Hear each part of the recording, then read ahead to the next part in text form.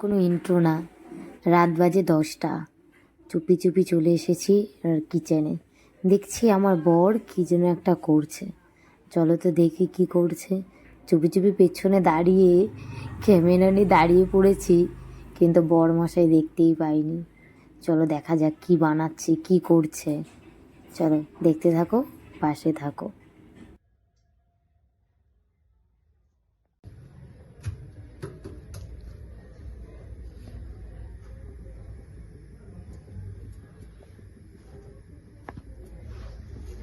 কি বানাচ্ছ?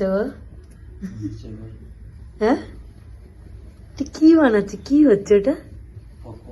কিসের পকোড়া? কিসের স্ন্যাক্স? এখন রাত দুপুরে, রাত 10টা বাজে, এখন তুমি কি স্ন্যাক্স খাও আমাকে? তুমি নাচছো আর গোলাচ্ছ। এখানে তেল গরম হচ্ছে দেখতে পাচ্ছি। কড়াই তো পুড়িয়ে ফেলেছে তোমার বউ। সেই পুরা কড়াইয়ের মধ্যে তেল দিয়ে কি বানাচ্ছে? বাটির মধ্যে কি সব নিয়ে গোলাচ্ছে। দেখা যাক কি বানানো হয়। লাস্ট ফিনিশিং খাওয়া যাবে গো? যেটা বানাচ্ছ খাওয়া যাবে? ঠিক আছে, দেখা যাক। চলো দেখা যাক খাওয়া যায় কিনা, কি বানায়। কড়াইয়ের মধ্যে দিয়ে দিয়েছে কি সব গুলিয়ে মুলিয়ে।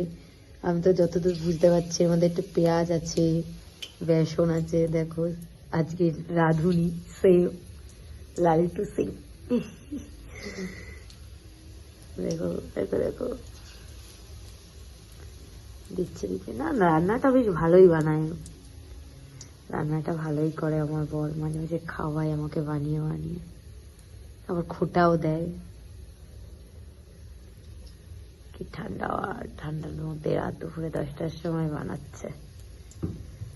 শখ তো আছে বলতে হবে। দেখা যাক, ভাজছে তো, তেলে তো দেওয়া হয়েছে। দেখা যাক কি হয় আলটিমেট। অবশেষে বানানো হলো। এটা এরকম পর্যায়ে এসছে।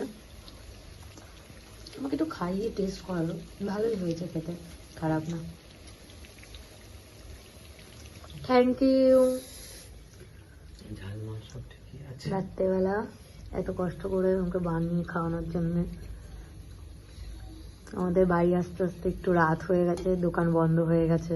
তাই বলছে চলো আজকে তাহলে, দোকান বন্ধ হয়ে গেছে তাহলে তোমাকে আমি বাড়িতে বানিয়েই খাওয়াচ্ছি বলে এসে তড়িঘড়ি করে। ওহ, ভালোই হলো, ঠান্ডার মধ্যে জমে গেছে।